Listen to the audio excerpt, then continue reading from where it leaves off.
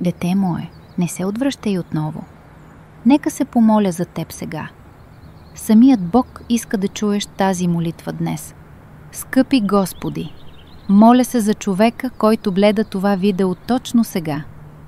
Вярвам, че ти отваряш сърцето му в този момент, защото само ти знаеш колко дълго е чакал този момент. О Боже, благослови живота на този човек, пречисти сърцето му, успокой ума и душата му. Приеми миналото, настоящето и бъдещето му. Благослови семейството му. Защити го от всяко зло и загуба. Дай му здраве, любов и мир. О Господи, изцели тялото и душата му. Пречисти кръвта му. Премахни болката и тревогата. Изцели близките му. Премахни слабостта и дай сила и обновление.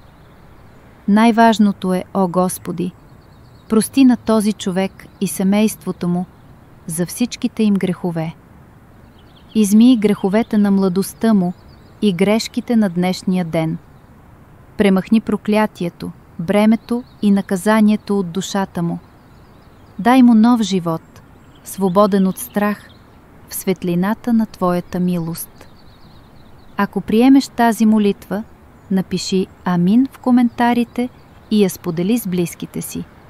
Помощта ще дойде днес.